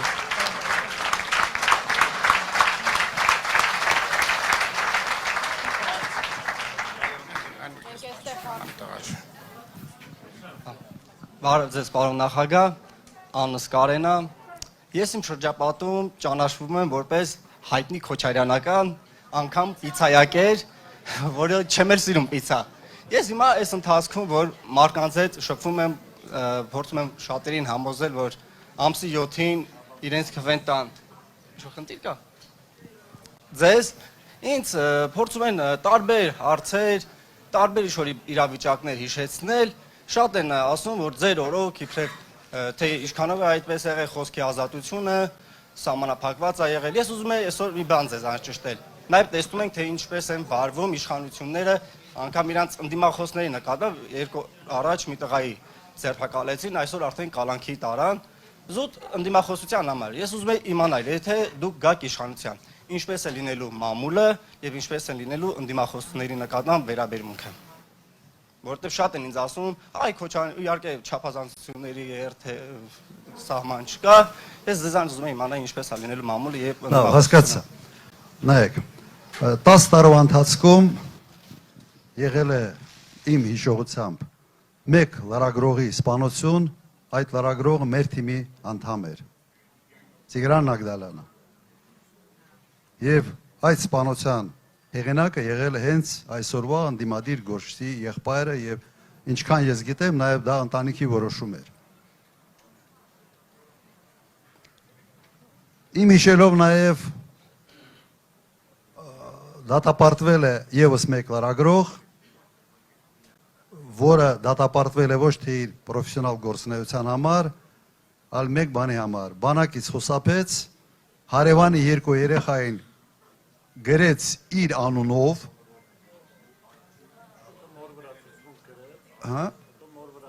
հետո ինքը իր մոր վրա ցուցմունք է տվել, որ դա մերն է արել, ոչ թե ինքն է արել դատարանում։ Դուք պատկերացնում եք մարդ, որը ցուցմունք է տալիս սեփական մոր վրա։ Եվ դա փաստեր են, որոնք հնարավոր չի շղթել։ Եվ դա բերել են, ներկայացնում են հիմա որպես խոսքի ազատության ճնշում, ինչ կապ ունի խոսքի ազատությունը, հարևանի երկու երեխան, ինքը երեխա չուներ, ամուսնացած էլ չէր։ Հա, հիմա էլ չունի, հիմա էլ չի ամուսնացած։ Ինչ կապ ունի այդ հանգամանքը խոսքի ազատության հետ։ Նայեք, հիմա խոսքի ազատությունը ճնշելը շատ ավելի դժվար է։ Հիմա ես պատկերացնում եմ Հիմա ոչ թե լրատվամիջոցներն են փորձում ճնշել։ Հիմա Facebook-յան լայք դնելու համար աշխատանքից են հեռացնում։ Ոչ թե լրագրողներին են ճշտում, քաղաքացիներին են ճշտում լրագրողների հետ հարաբերվելու համար կամ լրատվամիջոցների հետ հարաբերվելու համար։ Սա ավելի վատ է։ Ասեմ, շատ ավելի վատ տարբերակ է։ Բազմաթիվ են, հարյուրավոր, հազարավոր են օրինակները, երբ լայքերի համար մարդկանց աշխատանքից ազատում են։ Ոնց հիմա իդեպ նաև թմրամոլության աճը, հանցագործությունների անգամներով աճը նաև դրա հետ է կապված, որովհետև պարտադրում են ոստիկանությանը հետևել Facebook-յան sense գրառումներին, այլ ոչ թե զբաղվել հանցագործությունների բացահայտմանը։ Սա է պատճառը, ուրեմն հանգիստ մնացեք, որևէ խնդիր չի լինելու մամուլի համար եւ ստե բավականաչափ լրագրողներ կան, հանգիստ մնացեք, պրոբլեմ չեք ունենալ։ Հա?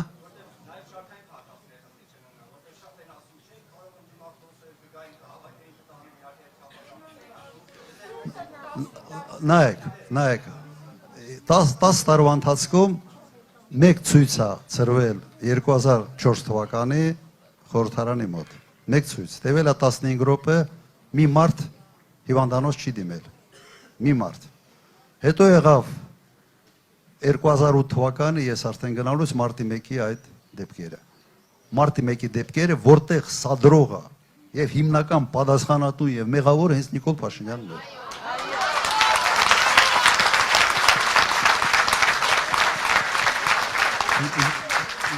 Համեմատեք վերցրեք սաղ ցուցակները մարդկանց, ով ինչ եւ համեմատեք այսօրվա հետ։ Համեմատության եզրեր չկա։ Եվ քանակային եւ բովանդակային։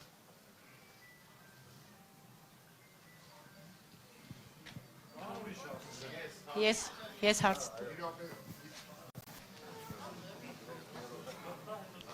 նախարգանքներս ես, բարի գալուստ։ Առաջին եւ երկրորդ առաջին հարցը տամ բնակչության մասն է։ Այսքան շենքերը կառուցվում են ում համար, եթե ոչ հայի, օտարազգիների համար, թե խմելու ադրբեջանցիների հետ։ Երկրորդը բանակ լինելու է, թե չէ։ Կամ տարիքները բանակային, այսինքն 2 տարի լինելու է ժամանակահատված, թե դեռ չի լինելու։ Այսինքն սահմանները թողնելու են բացի թող վիճակում։ Կասեք այդ հարցի պատասխանը։ Նայեք, շինարարությունը իսկապես չվերահսկվող հիմա process է գնում։ Մի կողմից լավ է աշխատատեղեր են, մի կողմից էլ բավական լուրջ խնդիրներ կա, որովհետև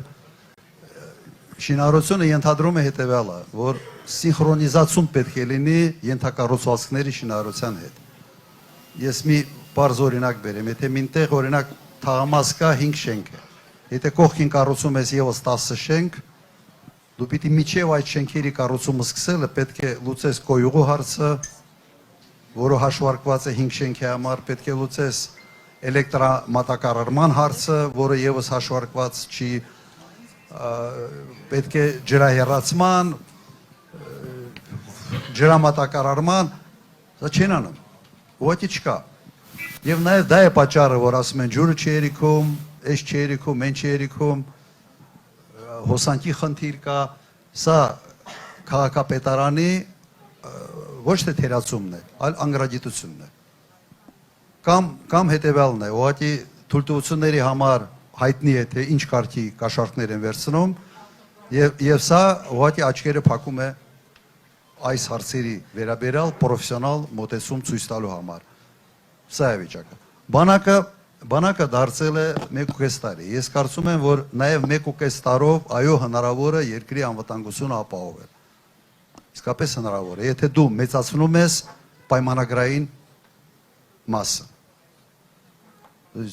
Պայմանագրային մասը մեծացնելու համար դու պետք է ավելի շատ գումար տաս, օրինակ, քան Երևանի կենտրոնում պարետն է ստանում։ Դու չես կարող պարետից շեշտակի քիչ աշխատավարձ ստանալու պարագայում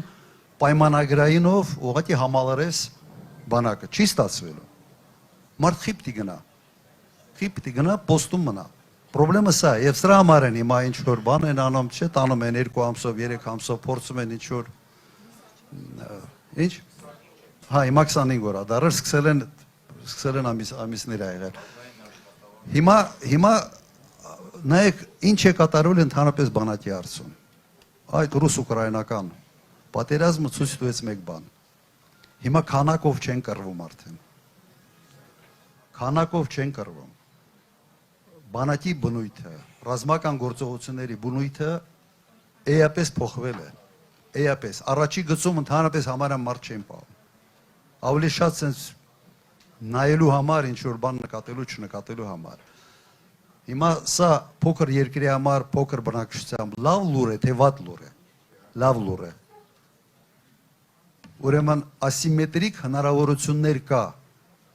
երկրի անվտանգությունը ապահովելու, որի համար չի պահանջվելու սենց հսկայական մեծ ծավալների մարդիկ եւ հսկայական մեծ ծավալների սենց են տրադիցիոն զենքերը, զինատեսակները։ Շատ է ամեն ինչ փոխվել եւ այդ տեսանկյունից մենք իսկապես կարող ենք ունենալ ժամանակակից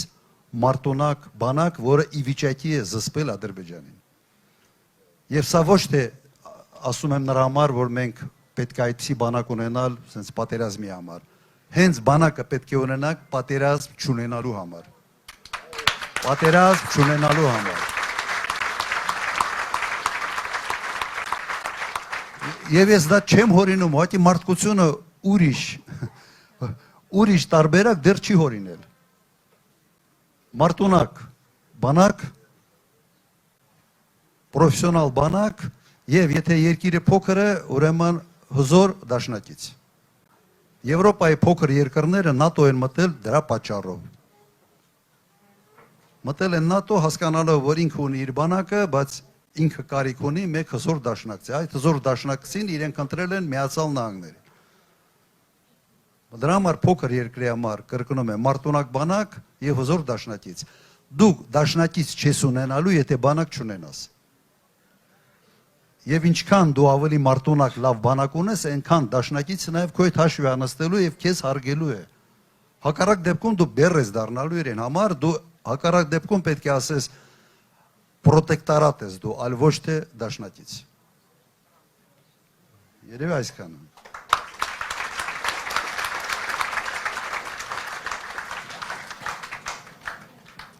Պարոն նախագահ, կյանքիս ամենա ուրախ ու լավ տարիները ապրել եմ ձեր ղեկավարման տարիներին։ Ուրեմն մի քանի տարբեր ուժային կառույցներում աշխատած ծառայած տղա եմ, 40 տարեկան ու շատ լավ ակտիվ կյանքով ապրել եմ։ Մի հատ լավ խոսք ասում, կա անցյալ, որին հասնելու համար դեռ պետքա շատ առաջ գնաս։ Հիմա մենք կարանք այնքան առաջ գնանք, որ հասնենք 2005 թվին։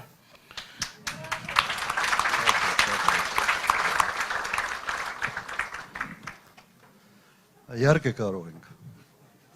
Իհարկե կարող ենք։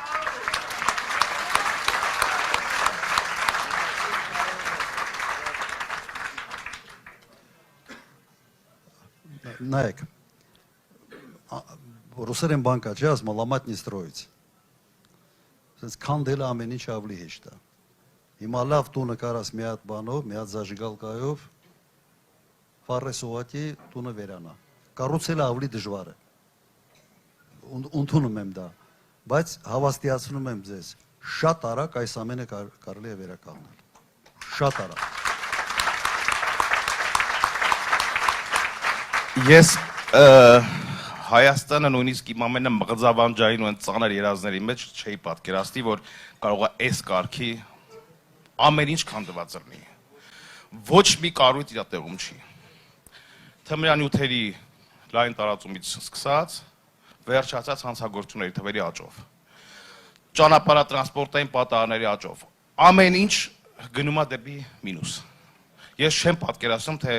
ինչ աշխատանքա պետք կատարել, որ ասեմ նորից հասնեմ, ավել բան չեմ ասում։ Օրինակ 2005 թվին ոնց որ եղել այս երկիրը։ Առաջերտին չքանդել։ Ընդհանրապես ամենից լավ իշխանությունը, Ժողովուրդ ջան, ամենից լավ իշխանությունը այն իշխանությունն է, որը ամեն օր չի գոռում, որ ես իշխանություն եմ, ես իշխանություն եմ, այլ իր գործն է անում։ Եթե ամեն ինչ բերում ես կարգի, ամենից լավ իշխանությունը նա է, որին ժողովուրդը չի նկատում, հանգիստ իր կյանքով ապրում է։ Հենց ժողովուրդ ամեն անգամ իշխանության մասին մտածում է, ուրեմն խնդրեմ ունի։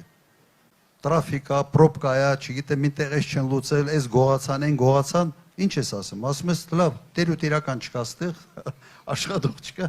Ուրեմն ամենից լավ իշխանությունը նա է, որը այնպես է ամեն ինչ կազմակերպում, որ անընդհատ ինքնահաստատման կարիք ինքը չունենա։ Այսպիսի իշխանություն պետք է կառուցել։ Այն ժամանակ ես շատ պարզ ձեզ ասեմ, ես տարին եթե մի 3 անգամ եթե հարցազրույց էի տալիս, լավ է։ Չի խոսում, չէ, հարցազրույցներս երևի տարին մի 3 անգամ,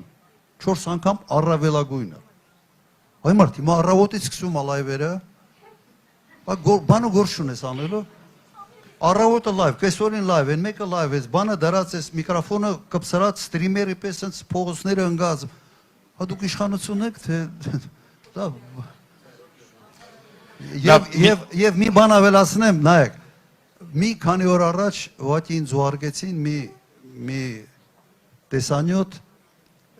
շրջանում էր, եթե չեմ սխալվում Սյունիքում, պայմանագրային զինծառայողի ինչ որ հարց տվեց, ինքը գնավ, ինքը գնում աչամ է, այդ լիպուչկայի պես ինձ փորձում է ինչ որ բան անում, շարը ոնց որ, այդ տղան զինծառայողը չգիտեմ ինչ ասեց, ինչ որ դուրը չեկավ, մի անգամից, սնունդից դժգոհեց, վրեն գորրած, ասում է մի հատ ձգվի, վարչապետ է հետ ես խոսում, մի հատ ձգվի, Պապիկյան, ազատել, հիշում եք չէ, ազատել աշխատանքից, թող գնա իր Բաքում պպզի, լավ, դա պայմանագրային զինծառայողի հետ խոսալու բանը, դու արձակուրդում ես, դու վարչապետ չես, այս պահին, դու արձակուրդում ես, դու ես գնացել իր մոտ, ինք չի եկել քո մոտ, սա խոսալու ձև է, սա վերաբերում կա զինծառայողի նկատմամբ,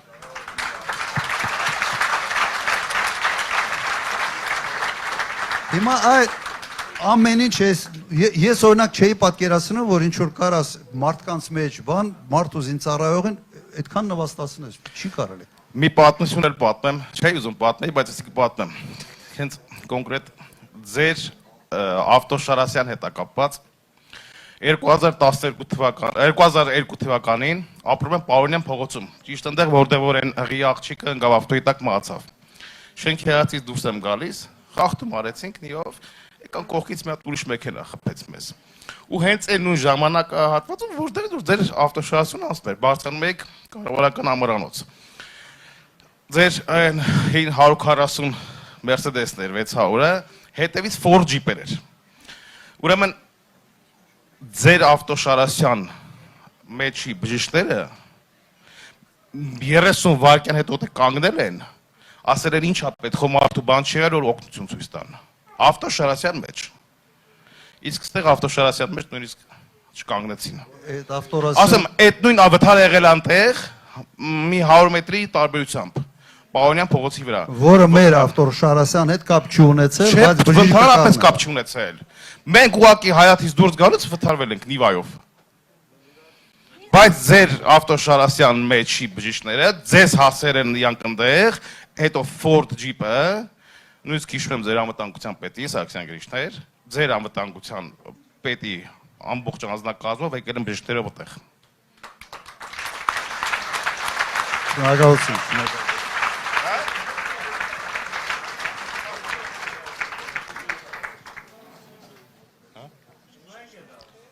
Ներողություն։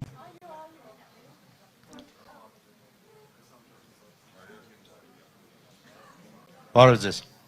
Ես այստեղ եմ։ Անունս Քոյլուն է։ Պարոն նախագահ, այսպեսի մի հատ իրավիճակ կա, որ հիմա իրերը չեն կոչվում իրենց իրական անուններով,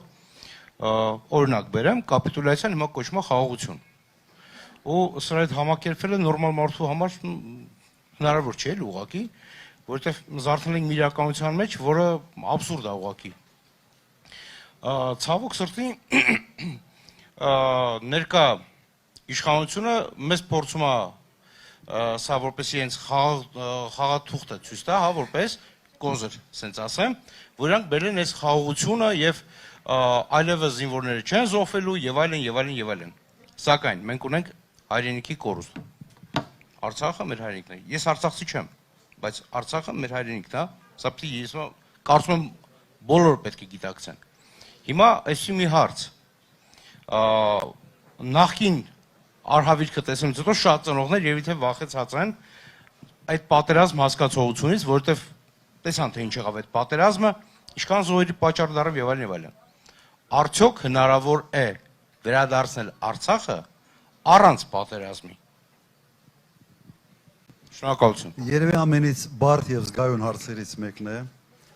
Մենք հիմա խոսում ենք Արցախի ժողովրդի անվտանգ վերադարձի իրավունքի մասին։ Պետությունը պետք է դրա մասին խոսա, ոչ թե մենք։ Եվ դա անբաժանելի իրավունքն է։ Սա այն հարցը չի, որ ասես սա կարող է կոնֆլիկտ բերի, պատերազմի բերի եւ այլ եւ այլ։ Պատերազմի հետ կապ չունի, բայց սա այն հարցն է, որը հենց սկզբից պետք է ամրագրենք։ Չեն անում, չեն ուզում։ Ասում են կոնֆլիկտացին է։ Ես հասկացա մի բան, ամեն ինչ կարող է Իլհամ Ալիևին դուր չգա, Փաշինյանի համար կոնֆլիկտացին է։ Այսօր բանա չէ հայտարարել է բանի մասին, որ ես էլ պիտի բանտում լինեմ։ Ղարաբաղ ունեցել է 4 նախագահ, 3-ը Բաքվի բանտում է։ Երևի պուլտով ասել են մեկն էլ տեղ պիտի լինի։ Ենթադրում եմ։ Ենթադրում եմ։ Ուրեմն մենք դրանից ենք սկսելու։ Մեր բանը սա է։ Դրանից հետո մի հատ տեսնեք, սա պիտի տեղ հասնի, որից հետո հետևյալն է, անվտանգ վերադարձ ինչ է նշանակում։ Անվտանգության երաշխիքները ինչպես են կարգավորվում։ Բանակցային գործընթացը չեմ կարծում, որ հեշտ ճանապարհ է, ծանր ճանապարհ է, ամենից մեծ սխալը այդ ճանապարհից հրաժարվելն է։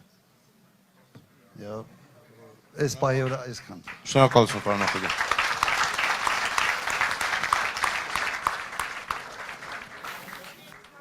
Երևի 2 հարց ու դրանով ավարտենք, կամ 1 կամ 2, հա։ Հարգելի նախագահ, եթե թույլ կտաք, ես հարցը հնչեցնեմ։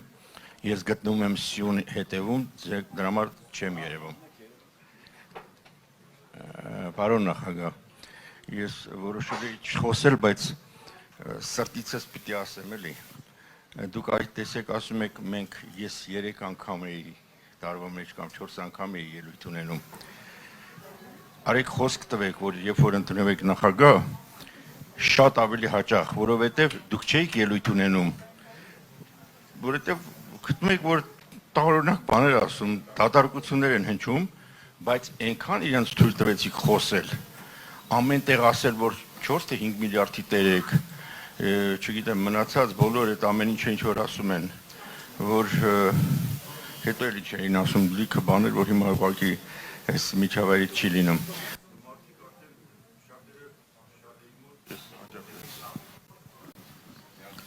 Ոնց շատերի մոտ այդ ընկալումը եղավ, որ դուք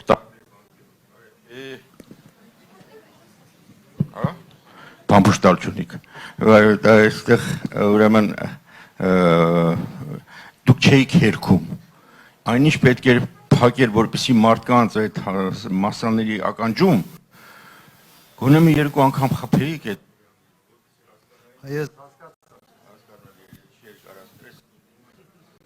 Այսպես լավ է հիմա։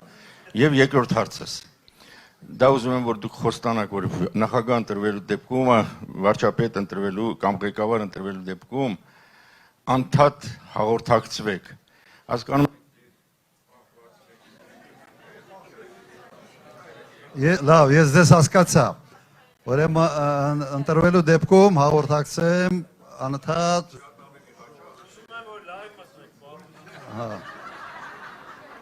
Նայեք, ես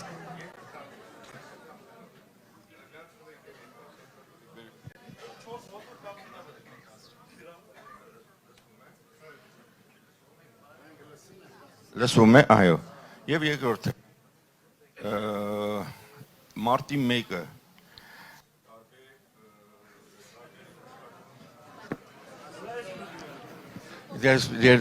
մարտի 1-ը տարբեր այդ ընթացքում տարբեր այդպես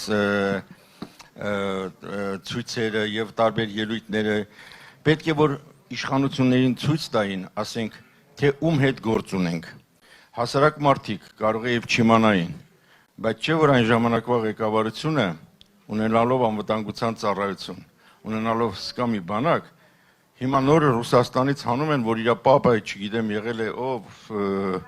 Դավաճան եւ այլ գենետիկը, բա այդ մարդուն թույլ կտան, որ այդ կան գնա, վերջում են ասեն դու ճիշտ էիր, ես սխալ եմ։ Այդ հարցը միշտ մռմռացնում է, էլի ոնց կարող էր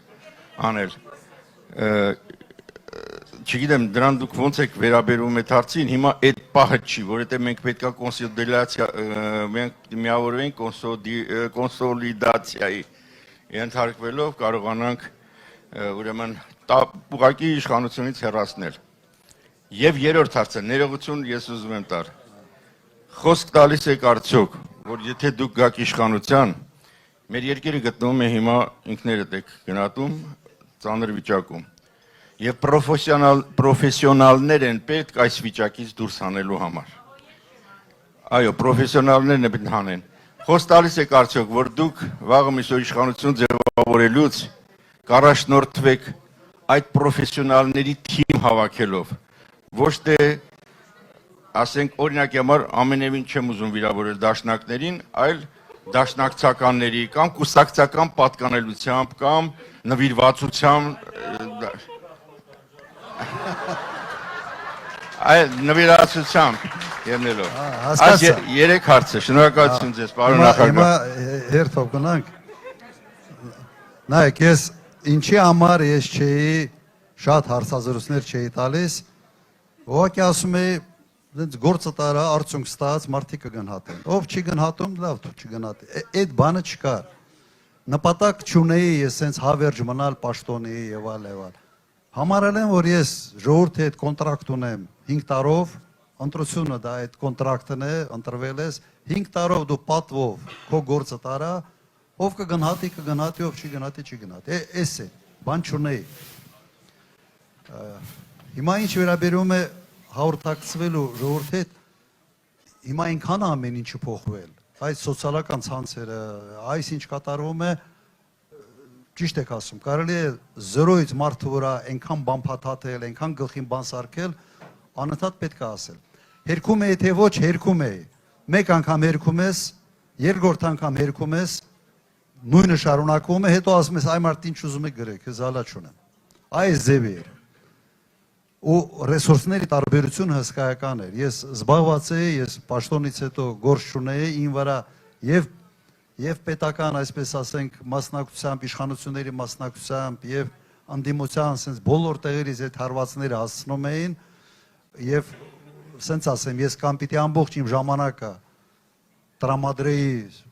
պաշտպանվելու համար կամ ուղղակի ասեցի ինչ ուզում եք արեք, վեճից չի։ Այս է պատճառը սա է։ Հիմա վերջինը հիմա պրոֆեսիոնալների, նայեք, 10 տարի նախագահ եմ եղել։ Դուք մեկ պաշտոնյայի անուն տվեք, որը իր ոլորտի մասնագետ չի եղել իմ ժամանակ։ Չեք քնի։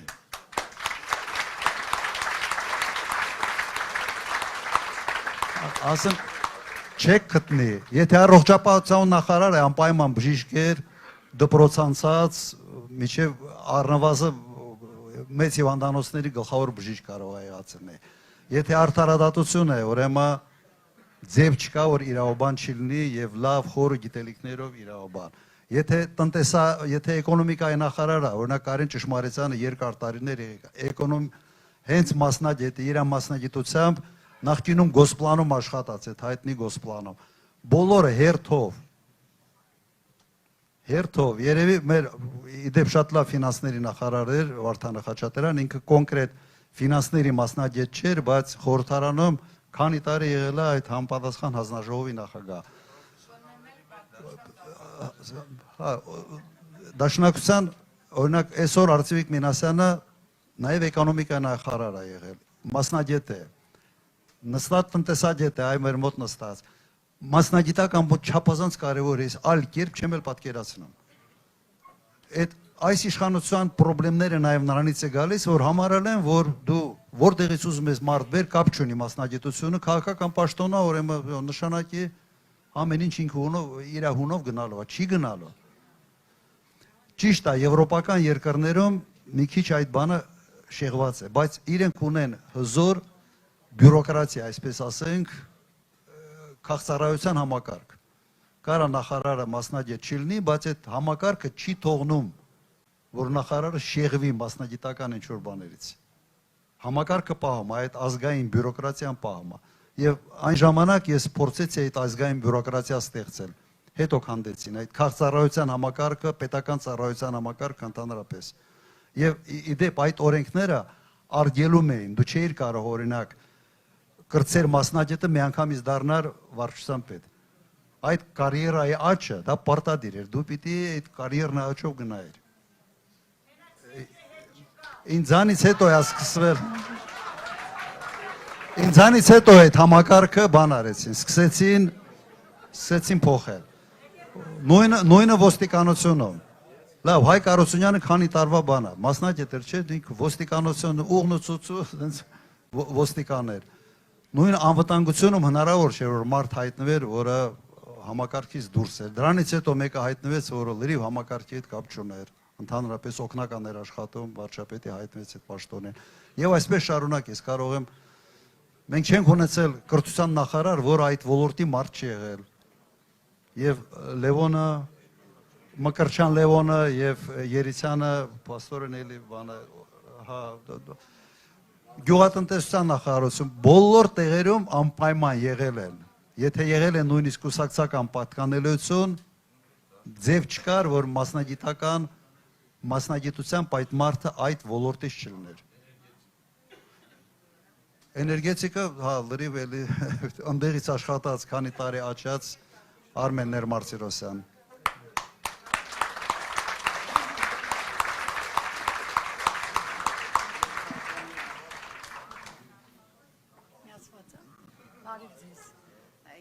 Եթե Աստծո կամոք ընտրվեք։ Մոտիկ պահեք։ Եթե Աստծո կամոք ընտրվեք։ Մեր հայրենիքի համար ամենակենսական հարցերից մեկը այդ ըստ Ալիևի Զանգեզուրի միջանցքս Նիկոլ Փաշինյանի Թրամփի ուղի։ Դուք ո՞նց եք տեսնում դրա իրականացումը։ Հա։ Չէ, ես կուզեի ոչ իրականանալ, բայց դուք հարցը ավելացնեմ, քանի որ պետությունները պարտք են վերցնում պետական պարտ մեծ պրոյեկտների համար, հնարավոր չէ որ մենք էլ վերցնենք այդ պետական պարտը, ինքներս անենք, ինքներս վերահսկենք։ Հենց իմ առաջարկը դա էր։ Խոսքը այդ տրիպի մասին է, թե ինչպես եմ տեսնում, նայեք, ամբողջ այդ տրիպի ճանապարհները եւ ավտոճանապարհը եւ երկաթուղին լրիվ սամանի գծով Արաքսի գրեթե ափի։ Արանքում միայն ճանապարհն է, ափից հետո ճանապարհն է, փշալարն է այդ սահմանի, հետո ճանապարհը ավտո, հետո երկաթուղը, իրար կպած։ Այն մյուս կողմը Իրանն է։ Ընդհանրապես Արաքսի լայնությունն է։ Ուղղակի անջատում տվյալ դեպքում եւ նման աշխարհագրական դիրքը Իրանի հետ հաշվի առնելով հարաբերությունները Միացյալ Նահանգների հետ, ուղղակի պատերազմի մեջ են եւ բերել Միացյալ Նահանգների ընկերություն տեղադրել տեղ, սա գլխացավանք է Հայաստանի համար։ Հարևանի հետ հարաբերությունները փչացնելու sense լավագույն տարբերակն է, եթե միտքդ հարաբերությունները փչացնելն է։ Ինչքան ուզում ես դու Պարսկաստանին համոզի, որ այդպես չի, չեն հավատալու։ Եվ դժվար է հավատալ։ Ուրեմն լուծումը հետևյալն է։ Իմ առաջարկը հետևյալն է։ Ընդհանրապես տարբերակ 1, մենք կառուցում ենք, շատ փող պետք չի եւ դա առանց պարտքի է։ 2 տարի պարտքի ավաչար չեն տալիս, ճանապարհը կառուցում են այդ փողով։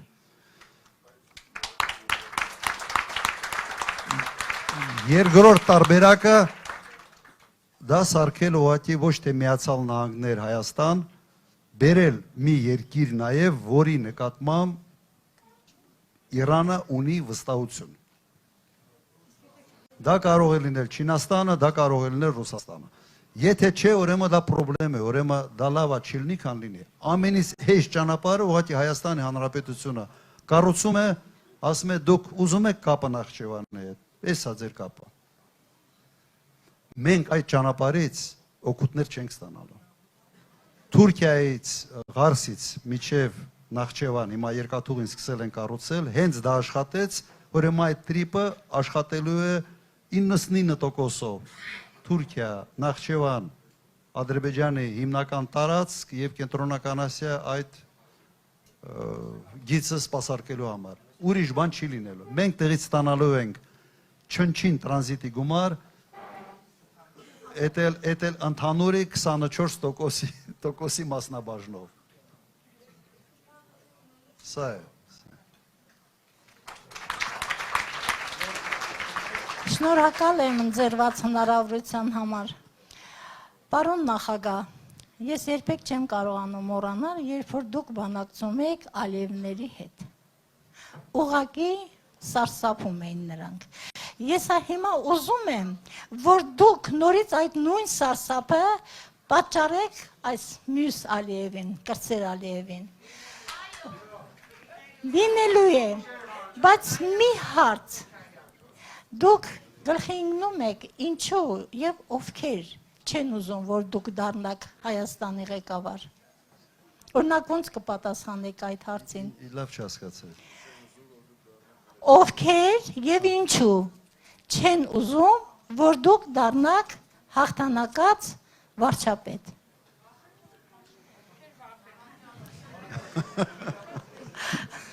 Իսկ դու այդ հարցի պատասխանը բոլորը ունեն։ Ես ասեմ, նախանձները, անկարողները եւ ռուսները մի լավ ասացվածք ունեն, ասում են դուրական զակոն не писан։ Մեր երկիրը հիմա ղեկավարում են այդ դուրակները, փրկեք այս երկիրը։ Դուք պարտավոր եք, եթե հիշում եք, Ֆրանսիայի հրապարակում, երբ ես մոտեցա ձեզ, խնդրեցի, նույնիսկ չխնդրեցի, ասացի, պարոն նախագահ, ես որ ձեզ աղաչում եմ, ոչ խնդրում եմ, ես ձեզնից պահանջում եմ, որպես Հայաստանի Հանրապետության լիարժեք քաղաքացի, ով իր կյանքը նվիրել է այս երկրին։ Ես ձեզնից պահանջել եմ, որ դուք դուրս գաք։ Շնորհակալություն։ Նայեք, Դուք պարտավոր եք։ Հասկաց։ Այս իշխանությունը, նու կոնկրետ, եթե չեմ սխալվում, ուղղակի միանգամից հիշողությանը գալիս հետևյալը կառավարության նիստին վարչապետը ուղղակի ասում է, որ մենք տգետ ենք, բոլորս տգետ ենք եւ կրկնեմ այս միտքը, ոչ մեկ այդ դայլիճում չասեց, որ ինքը տգետ չի։ Բոլորը ընդունեցին։ Սա ուսապարկային կառավարում է։ Ես եմ եղել նախագահ, եղել եմ վարչապետ։ Ես չեմ պատկերացնում ոնց է կարելի կառավարության անդամներին նստացնել եւ ուղղակի ասել տգետ եք դուք։ Չեմ պատկերացնում։ Ինքնասիրություն ունեցող մարդը այդ միջավայրում չպիտի աշխատի։ Եթե քո ինքնասիրությունը պաշտոնի դեմ, այդ ռազմենն ես անում։ Հիմա ինչ ասեմ։ Դուք չեք գտնի մեկ պաշտոնյա, որին ես իմ բնավորությամբ ես խիստ մարդ եմ, բայց որի արժանապատվությանը ես որևէ անգամ, որևէ մեկ անգամ կպացնեի։ Չեք գտնի պաշտոնյա, ինչքան իմ ժամանակ աշխատած մարդիկ կան, իրենց ցարցրեք։ Դու եթե պաշտոնյային արժանապատվության, եթե գործը դրան է հասնում, արժանապատվության պիտի կպնես, որը միջև կպնելը պիտի գործից ազատես։ Բայց դա քեզ թույլ չպիտի տաս, որովհետև այդ մարդը հետո պիտի աշխատի։ Արժանապատվություն չունեցող մարդը պաշտոնում չպետք է լինի։ Բայց այս հարցին ովքեր չեն ուզում, որ Հայաստանում իշխանության կա Հայաստան դաշինքը ազգային ուժերը, սրան ուզում եմ անդրադառնամ։ Չեն ուզում Թուրքիան եւ Ադրբեջանը, որտեղ ուզում են ունեն խամաճիկ Հայաստանի ղեկավար եւ շարունակեն թուլացնել մեր պետականությունը։ Չեն ուզում որոշ արդեն նշմարվում են օլիգարխներ, ովքեր այս իշխանության տակ ծծում են ժողովրդի արունը ու այսօր էլ ամեն ինչ անում, որ սրանք վերարտադրվեն։ Չեն ուզում մեր երկիրը ներսից քայքայող որոշ ուժեր ու ամեն ինչ սրանք փորձելու են անել, որ Հայաստանի Հանրապետությունը չունենա ուժեղ, կայացած Հայաստանի ազգային շահերը սպասարկող մեր ինքնությունը պահող իշխանություն։ Բայց դրանք փոքրամասնություն են, մեր ժողովուրդը այս անգամ հունիսի 7-ին դրանց վերջնական պատասխանը պետքա տա ու հաղթի այդ ուժերին։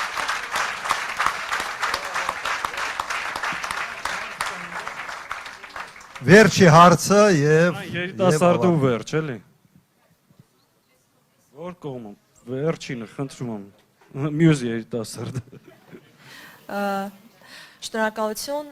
պարոն նախագահ, նախ ներկայանամ, ես Թեյմուրազյան Լուիզան եմ, ուսանողուհի եմ Երևանի պետական համալսարանում եւ այսօր քննարկեցինք շատ կարեւոր ներքին քաղաքական իրավիճակներ, բայց կցանկանամ նաեւ անդրադառնանք այն ռազմաքաղաքական դաշինքներին, որոնք որ ոչ թե ասենք կենսական, բայց շատ կարեւոր են փոքր պետությունների համար։ Մենք հապկում սառեցրել ենք մեր անդամակցությունը եւ շատ հետաքրքիր է ինձ, երբ իշխանություն գլուխ գաք դուք, ինչ քայլեր կձեռնարկեք, արդյոք Հայաստանի անդամակցումը հապկում կապասառեցվի եւ ինչ քաղաքական, արտաքին քաղաքական հայեցակարգ կմշակեք, որը որ կլինի բազմաբևեռ, բազմավեկտոր, բարի ողջ իմաստով, ոչ թե վեկտորը ուղենք մի ուղղության, առանց մեկ ուղղության հետ համագործակցելու։ Շնորհակալություն։ Հասկացա։ Նայեք, փոքր երկրի համար բարդ տարածաշրջանում չունենալ, չլինել մաս ավելի մեծ համակարգի, սա անվտանգային սպառնալիք է, իրականում սպառնալիք է։ Հիմա ուրիշ այդպիսի համակարգ, այդպիսի կազմակերպություն չկա, կամ ՆԱՏՕ-ն է, կամ ՀԱՊԿ-ն է։ Ուրիշ չկա, ուրիշը Ասիայի, Հեռավոր Ասիայում ավելի շատ խաղաղ օվկիանոսի տարածաշրջանը ինչ-որ բաներ կան, բայց մեր հետ այս տարածաշրջանի հետ կապ չունեն։ Ուրեմն փոխանակ դու ճիշտ հարաբերություններ կառուցես ՀԱՊԿ-ի ներսում եւ Ռուսաստանի հետ եւ այլ երկրների հետ, դու սաղ հետ համարը հարաբերությունները փչացրել ես։ Եվ հետո նեղանում են, ասում են, այս ինչ եղավ, ՀԱՊԿ-ը ինչու չմիջամտեց։ Այո, պետք է վերականգնել այդ հարաբերությունները։ Եվ ՀԱՊԿ-ի կենտրոնական այսպես պետությունը ՀԱՊԿ-ը կառուցված է Ռուսաստանի շուրջ։ Խոսքը նրա մասին չի, որ օրինակ Ղրղստանը մեզ կգաս թե ինչ-որ բանով կօգնի, չի օգնելու։ Բայց ՀԱՊԿ-ի շրջանակներում հենվելով եւ հարաբերությունները վերականգնելով Ռուսաստանի հետ, մենք լրջորեն կարող ենք ամրացնել մեր անվտանգությունը։ Լրջորեն։ Ուրեմն պետք է վերականգնել այդ հարաբերությունները։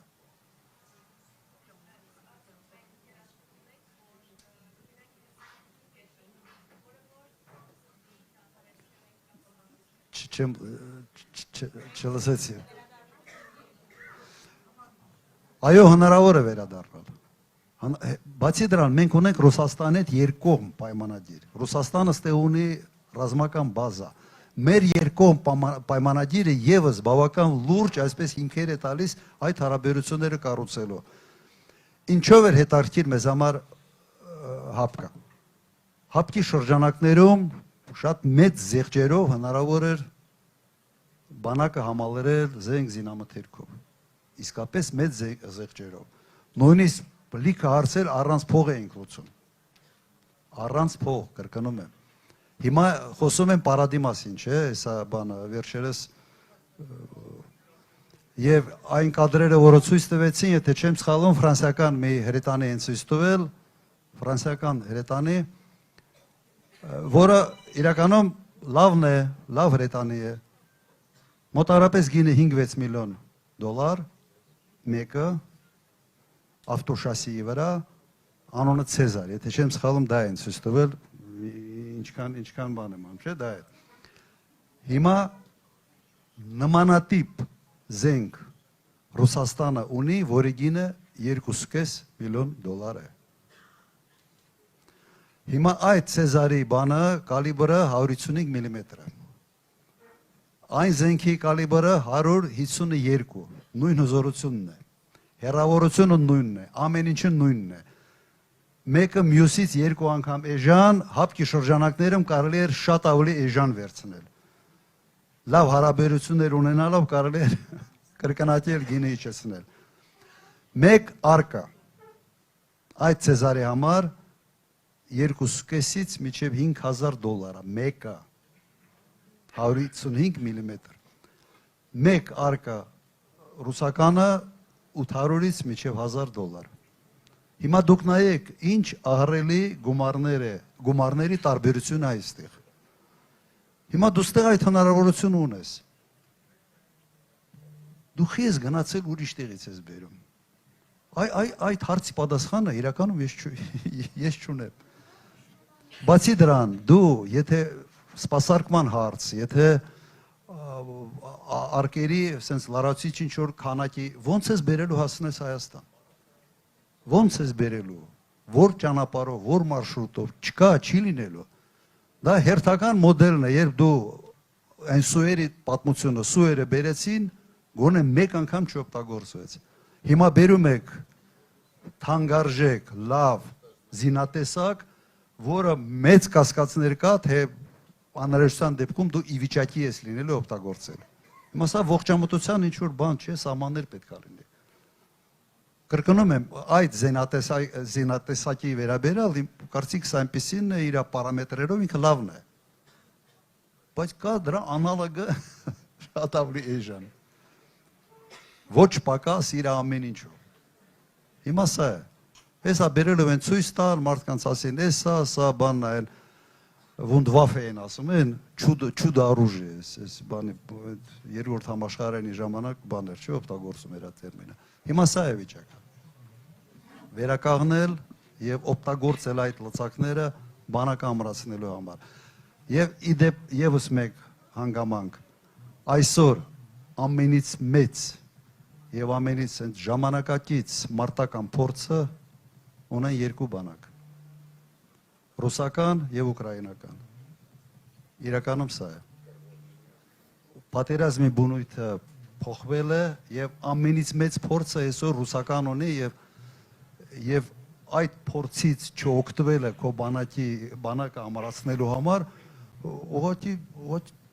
բացատրություն չունեմ, ոչ թշնամություն է, սեփական անվտանգության հարցերի վերաբերյալ։